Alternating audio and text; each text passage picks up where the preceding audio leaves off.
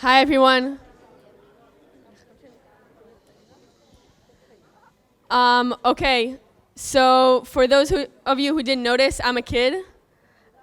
So we're going to play a little game to start off. We're going to count to 10 as a group. I'm going off of the assumption that we all know to count to 10, yes? Okay, so how this is going to work, someone is going to yell out the number 1. 1. Then another person is going to yell out the number 2. Okay, nice job. We're going to start over. If 2 people yell out the same number at the same time, we lose, okay? So if I say 1 and 2 different people say 2, we're out, okay? So you really got to listen around you. Wait it out. 1.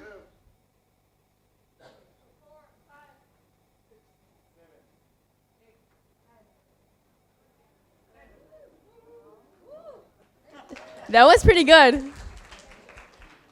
I got to tell you, I've been doing this game with a little more numbers, a little less people for about 3 years.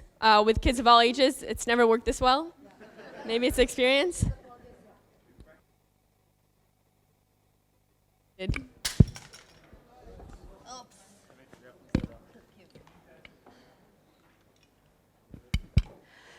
So thanks for joining us. It's just continuing the talk that was here before, because we're going to talk about the secret sauce of the education system, and part of it is the youth movement. So this happened a week ago. A week ago, there was a conference in Habima in Tel Aviv. Thank you. And those are all very successful people in Israel. This is Professor Gabriela Shalev. She was the, among other things, the Israeli ambassador to the US. And she sat on this stage and she said everything she knows and everything she knows about speaking in public and expressing her ideas she learned in the Scouts, in the Israeli youth movement. Next to her is Dr. Judith Richter, who started Medinol, the heart device, and she sat on the same stage and she said, what I learned in the Israeli Scouts was that if I do things with other people, I'm more successful.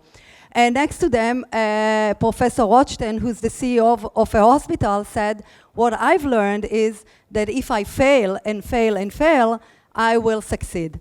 So our goal is very challenging, and it's going to be to try and explain in 20 minutes what is the secret sauce, what is the role, as Sol and Yaakov said, of the youth movements in the Israeli education system, and what's better to explain than to have a youth member here.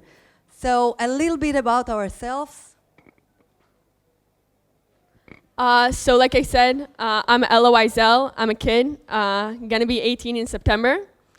In terms of my education, I really had a very varied education. I grew up and studied both in the Israeli public school system, the American public school system. I'm gonna be graduating soon from an online school actually, which is pretty challenging.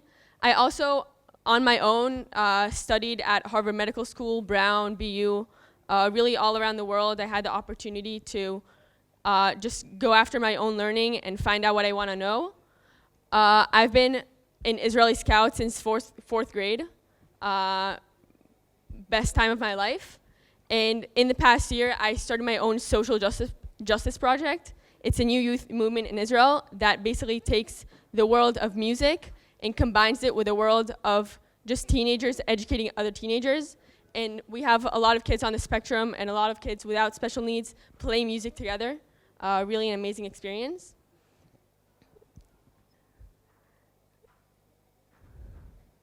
And this is my mom. Yeah, I'm her mom, and I grew up also in the Israeli Scouts 30 years ago. I went to school, I was a good student, but all my main experiences were doing trips, being a counselor, and they still have an impact on me until this day. A few other things, as a family, we traveled a lot around the world with RV, so we did a little bit of homeschooling. Ella is our second child, we have 3 daughters. We moved to Boston. I did my doctorate there, and my research was around teacher education and innovation in education. A new hobby. I started climbing mountains. So this is us and her older sister climbing an active volcano in Chile. the most difficult thing I ever done in my life. And as for now, my business card says educational hacker. I'm trying to influence change in education. I teach teachers and doctorate students in the US, and I work here in Israel mainly with municipalities, school leaders, and higher education. So that's me in a nutshell. So let's talk Scouts. So, it's not working very well. So, we can talk and talk, but we found a great short... the computer is there. A great short clip that will, in 1 minute, explain what it is to be part of a youth movement.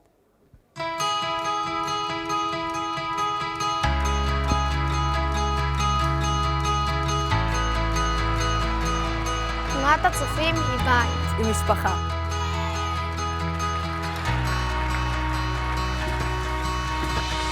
להיות חלק מקבוצה. כולם למען אחד. לתת לקהילה. הזדמנות להשפיע. בסופים משתלבים חניכים עם צרכים מיוחדים. צופים זה כמו הבית שלי. זה המשפחה שלי.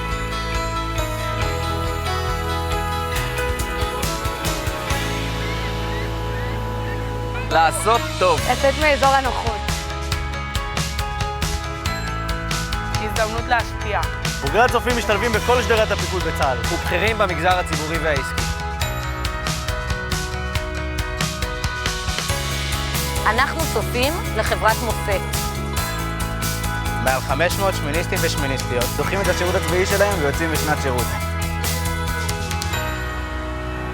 ההשתייכות לתנועה נותנת לי כלים להשתלב בחברה הישראלית.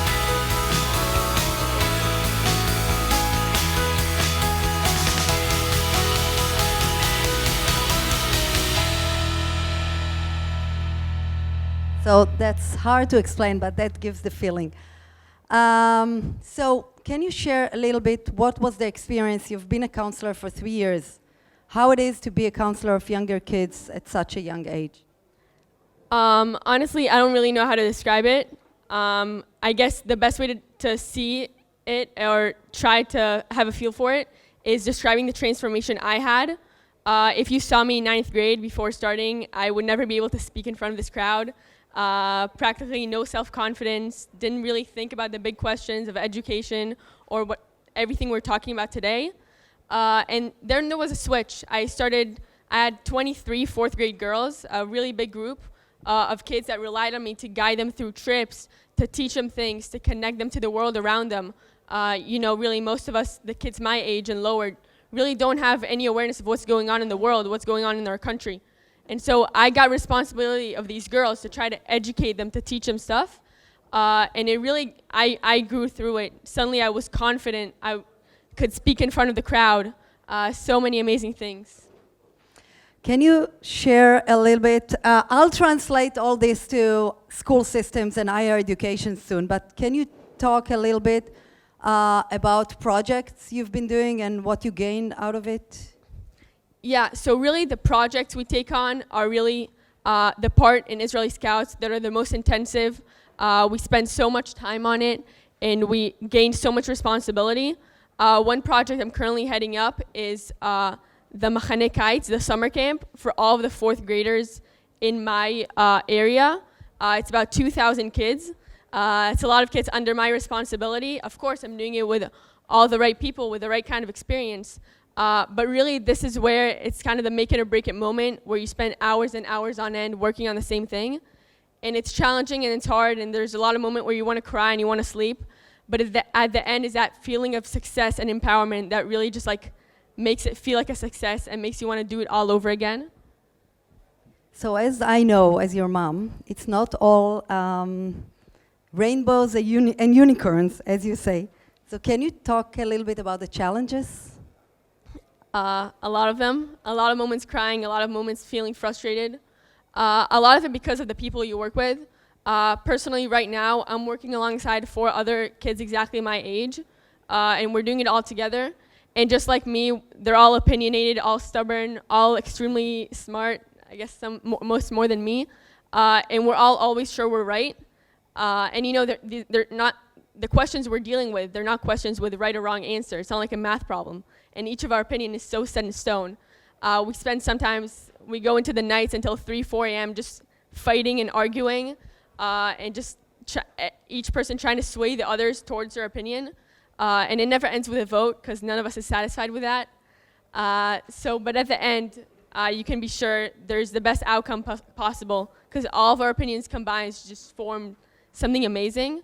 And at the end, we love it. So it all works out. But it's hard. It's not easy. My turn? Finally? Your turn. I guess the biggest question for me is, you know, I feel like I've developed so much through the Israeli Scouts program, but not so much in school when it comes to self-confidence, speaking abilities, thinking beyond what I'm being taught. And so my question to my mom always, and also now, is how do we take this and bring it into the schools? So before I want to share, I'm conducting a research now with adults who had this background in youth movement and are now teachers or school leaders. And in this research, I'm trying to find out if they are able to transfer their abilities, their pedagogy into schools. So it's ongoing study. It hasn't been published yet, but there are 3 themes that going already. First of all, those teachers look at their classrooms as a group. They are occupied with questions of group dynamic. They're talking a lot about the process. I just yesterday interviewed a teacher, and he said, I'm all around and about the process they're going as a class, and not just as individuals who have learning outcomes, as we had heard before. Secondly, do you know this? Some kids come back from school and they said, we had fun, so we didn't learn anything. So they do not separate fun from learning, games from learning, play from learning, and they see and use games as a way for learning. So this was the second one. The third one, they are very occupied with relationships with students, with dialogue with them, and seeing them as a person in order for them to be able to continue and study. So this is just the beginning, but it is a way in Israel where we try to bring people with this experience into schools. When I conducted my research in the US, there were teachers with backgrounds in summer camps. Teachers with background in summer camps had this ability of having different relationship with students and conducting different learning experiences in the classroom. And answering your question, so what can school do? And I think it relates perfectly to the previous conversation. I'll start with this one. I hesitated if I should write it, because all the time we try to bring more adults into school. We want to have more teachers and more teacher assistants. I think sometimes we need less adults. We need the adults. Us adults need to take a step back. But we need to have it structured. So we have to give our students real-life learning opportunities, authentic ones that the responsibility will be real and not a play around. We need to work around problems, and problems that doesn't have right or wrong answers. We have to create a sense of community. I think the game was here. You were a great community for people who never met. But this sense of belonging, the part that you want to come voluntarily because you have people depend on you and you feel as you are part. So this is something we need to do better at schools. We need to work on teamwork. You know, we all know the 21st century skills, the 4 C's of the OECD: teamwork, creativity, all the other skills that included, we have to stress them more in schools. And as I said, we have to find those teachers who have this background and appreciate non-formal educational settings. I have to say that something you said that I haven't thought about before, I'm really just thinking about it now, is really like the first bullet point about real life challenges. I currently counsel 9th graders. They're pretty smart people. They can tell when the challenges and the responsibility we're giving them is fake. Like, they can tell. They glance at it and they know we're just doing it, giving them something to do for the sake of them doing it. And so really the projects we give them things that it really hangs on them. They mess up, it won't work out. And it's okay to fail. It's okay for them not to experience the success sometimes because they know that their responsibility is real. Questions? Yeah. Yeah. Yeah. Where's your English Because we were in the U.S. for a couple of years. What ages? 6th grade to 10th grade. And from 6th grade, this is your accent?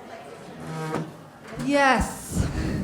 Unfortunately, yes, adults don't get it. No, but 6th grade is very it's like grown up. Like it's supposed to be 0 till like 7, 8. My older sister moved in 9th grade and she has an even better English than I do. So you're abnormal. Okay, you're freakishly smart and abnormal. I got that from like the Harvard at the beginning, but that was my thing. I wanted to check that. Okay. I'm done. What does your research show so far regarding the ability of the education system to transfer the fulfilled stuff into the school? I'll repeat what my experience about those teachers transforming the system from within, bringing their. So sometimes it doesn't work. Sometimes those teachers enter the formal education system and they feel limited. They feel like they are restricted by all the rules and exams and all the stuff they have to achieve, and that they cannot be true to their own educational self, so they move out. Sometimes it succeeds in the classroom. So, when I meet with teachers, I call them hackers, who hack their pedagogy. They say, when the door closes, no one knows what you're doing. So some teachers are doing a great job of closing the door and making great things inside. Some of them are able to be change agents and transform the system. So some of them influence other teachers, some of them become heads of schools and start bringing teachers similar to this. But it is challenging, and I think this is the most challenging thing we have. I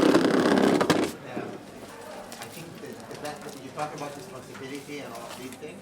It's the main elements that these movements give, and I think it comes from the backbone of caring. I guess caring partly is because it's voluntarily. You don't have to go to youth movement. I guess a lot of people don't go to youth movement.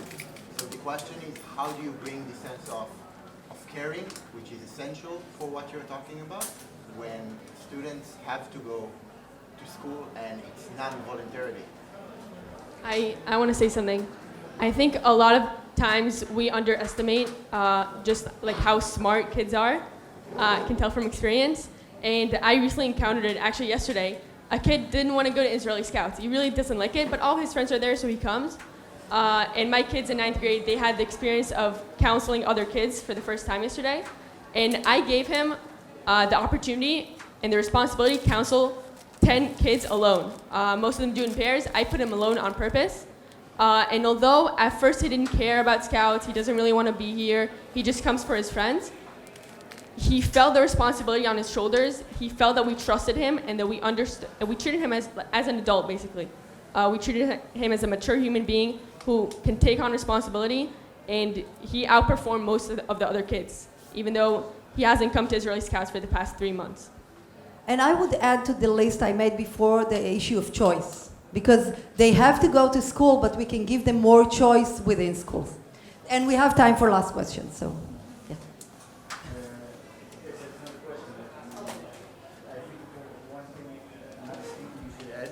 As you said, to the list, I'm not sure if it was written, but something that is really powerful in the youth movements in Israel, especially in the Scouts, is the unit pride. And I think it's something it's true to research if teachers are using it as something that works, because in Boy Scouts I agree, and it works in sports, for instance. The pride of belong to the color, to the flag, and everything. Thank you so much. You've been great counting to 10, so we can count together. Yeah, this is the project Ella's leading special sound project on Instagram, so it's really cool stuff, so you can follow her and see what she's doing. It's also the email, if anyone wants to email us. It's just that@gmail.com. You should say if someone wants to donate and stuff. Oh yeah, we love donations. Anyone wants to? Thank you.